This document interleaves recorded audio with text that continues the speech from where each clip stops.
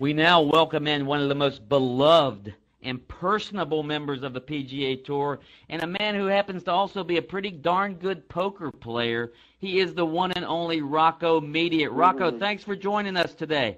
Hey, good morning. Good morning. Rocco, you still play poker? Nah, not very often. Not very often. Huh? Yeah, but I enjoyed it for a while, but not very good. You were at the main table, right, at the World Series? Yeah, I know. When did I go? 05, I think. 06. I think 05. Yeah. What's the most you ever won playing poker? Never played for that much. You know what I mean? Just never really did much after that. Just a little bit of online stuff used to, but not anymore. Rocco, are you a college basketball guy? You got an NCAA tournament pool, or? No. Once I kind of followed Pitt a little bit, but not much. I kind of don't. So we'll see. Rocco, I've always wanted to ask you this because, I'm very familiar with your story. You obviously grew up in Pennsylvania. How did you wind up playing at Florida Southern over in Lakeland? I played at a little school in Pennsylvania called California State. It was just up in California, PA, my first year of school. And we made it to the national championships, Division II national championships in 1980. Was it 80 or 81? Anyway, I think it was 81. And Florida Southern won by like 30 shots, and they're a really, really good Division II team. And the coach was really, I talked to him a little bit just in passing. And then when I was out in the middle of the football field in December and it was snowing and sleeting, I went, I'm tired of this crap up here. So I got a hold of coach, and a couple other guys helped me out, and that's where I went. And it was great. I mean, I loved it down there. We had a lot of fun. So you and Lee Jansen were on the same team. Yeah, Lee and I were on the same team. Marco Dawson was there. I mean, we had a nice team. What did you guys do for fun in Lakeland, Florida? Well, there wasn't much there really wasn't much to do, especially back then. I mean, that was what, in 81 through 84. There wasn't a lot to do. We basically, after class, we went to the golf course and we came back when it was dark. And that was about the end. I was kind of boring anyway, still am, but I was really boring then. I just played golf and that was it. Hey, Rocco, being a guy from Pennsylvania, obviously you're very familiar with Arnie, who's also a native of Pennsylvania. What is playing in Arnie's tournament, and what does Arnie mean to you?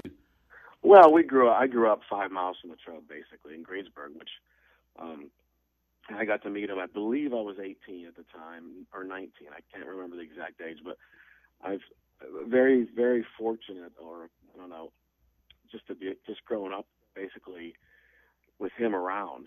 When I was home in the summer, I'd go see him, or when I was down here, I'd come see him. Obviously, I'd play in the tournament as often as I could qualify, where he gave me sponsor exemptions over the years. So having him as just showing me the ropes, especially when I was a kid, was huge as far as, I guess you'd call it privilege for sure, but knowledge and what, how everything was going to be out here and what to do, what not to do, stuff like that. It was really cool. Very lucky I was growing up with him around, but he's been fantastic. I mean, he's just been like, he kind of pushed me along the right way most of the time. And most of the time I listened. Rocco, where does the Arnold Palmer Invitational, where does that fit in on the hierarchy of non-majors and non-world golf event? Very high, and how do you rank them? You don't know. It's one of our best golf courses. It is our best host, in my opinion. Mm-hmm. I might be a slight bit biased, but who cares? And it's just really cool. I mean, I've been coming here I've been on tour 26 years. I'm not sure how many invitationals I've played, but it's been a lot. So I've been coming here forever, since I was just, in my early 20s. So it's a special, special place for me, but everybody loves it. I mean, especially now, the redo on the golf course and, bringing some par fives back, and the scores got higher is interesting because, usually they get way lower when you put 2 par fives on, but that didn't happen. So the golf course is really good where it belongs, and, he's here all the time. He's just kind of hanging out, and I spent time with him Sunday on the range. Just, he watched me hit balls for a while. It was really cool. We haven't really done that in a while because I haven't been around as much, but it was good. It's just, like I said yesterday, I urge the youngsters on tour especially to make time in their schedule, whether they come to Bay Hill in an off week or for a day or or this week, the guys who are playing the tournament, sit with them and talk with them as you can get them, because it's fun. And I just had that. I've been spoiled rotten because he's always been around.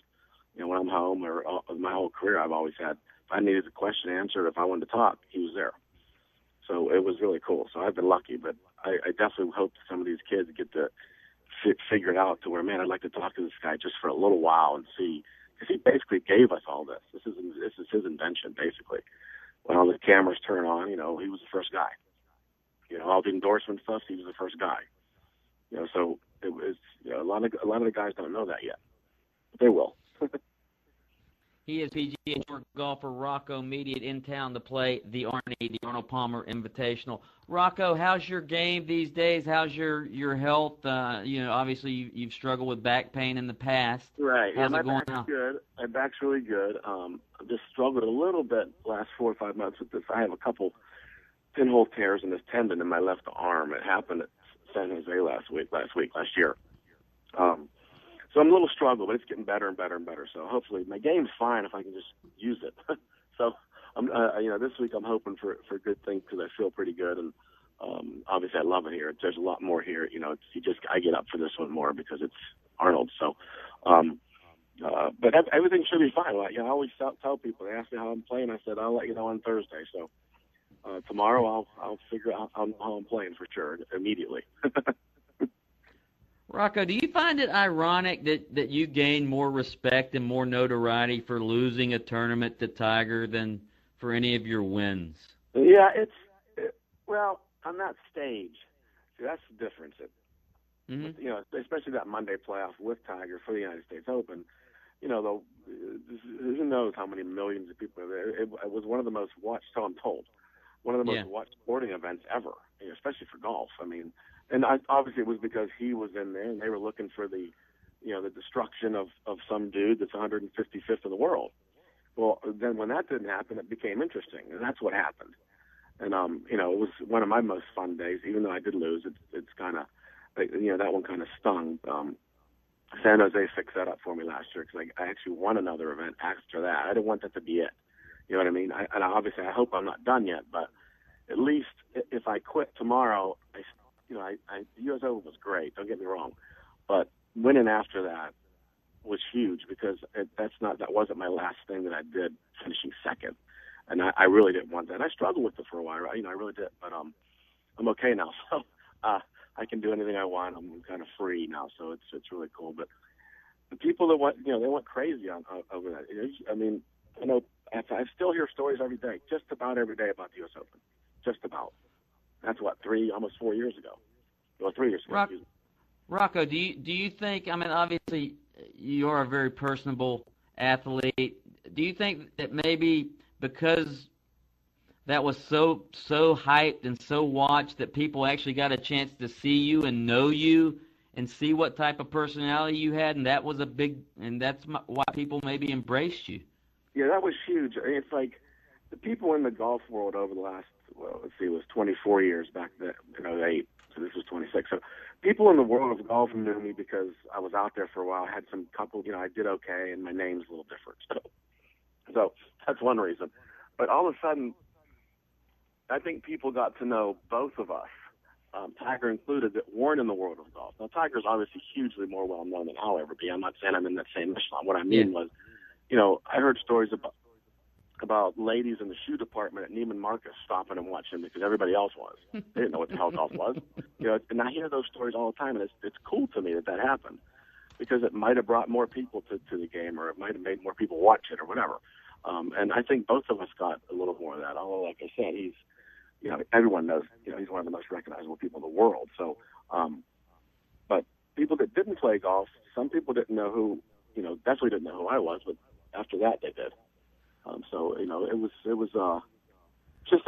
just a fun day to play. Because how many chances do you get to do that? Play against the number one guy in the world for our national open. It just doesn't happen that very often.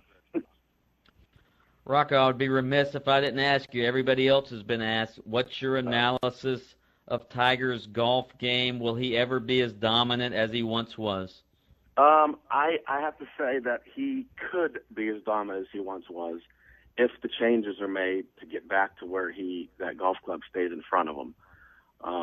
That's just kind of like, I don't know how to, it's easy to explain. The golf club gets behind him a little bit now. So he gets stuck a lot, and with the speeds he creates and the strength that he has, the ball won't go straight. It just can't. You can't mess with physics. And the only thing, that's it. The club's getting too deep around him, in my opinion. I mean, he probably doesn't agree with it at all. That's fine. But in my opinion, it's getting too around him, and it's hard to time that stuff. If the club gets more in front of him, because nothing's changed. He's still the best conditioned guy out there. He's still the best golfer. He just hasn't been able to do it for a while because his ball's going sideways. And that's fixable. It's definitely fixable. It's just hopefully he'll fix it. Because as of right now, it's not, he hasn't done it yet. And it takes time. What we found out also, and the world has found out, he is a human being now. He's making mistakes on the golf course. He's not hitting where like he was. He wasn't, before it was a joke. How good this man swung his golf club. And it's just, it gets off. We all have our moments, or our weeks, or our months, or our years for that matter. And we just don't have it. It just doesn't work or whatever. And shockingly, he has that too right now. Because no one ever thought that would happen, no matter what happened off the golf course.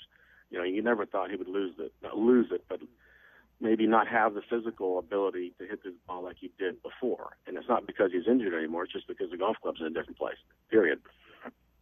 But if he comes back, if he starts driving his ball straight, he'll win 5 or 6 a year, no problem, guaranteed. Rocco, what about as a guy who's you've had some back issues obviously in the past, as a guy who's had some health issues, could age? I mean, people don't think of Tiger Woods as aging, but he is on his way to 40 now. Right, he's 35 now, isn't he, or 34? Yeah, I think he's 35. Good Lord, he's getting old. Yeah. I don't think that has anything to do with it. I really don't. I mean, he's physically as strong as he's ever been, probably. I mean, he looks, he looks good. He looks solid. But like I said, no matter how strong and all that other stuff that you are, if that golf club is in the wrong place, the ball will not go where you're looking, period. That's just how it is. And all of us are that way, all 120 of us this week. If the clubs are where we need it to be and the golf ball can be struck properly, those guys will play good.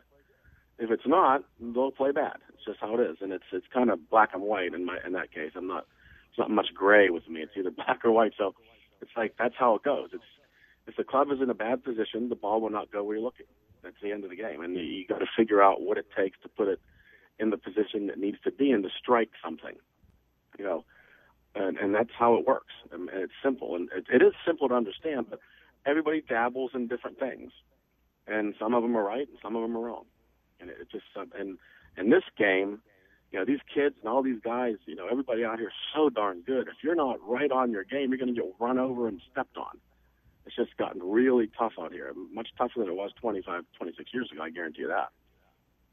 It's deeper. Why is that, Rocco? Just because more guys are playing, more kids are starting earlier, and yeah, and they're fit, they're in better shape. A lot of them have good instruction. That's all they do. The college programs have gotten better.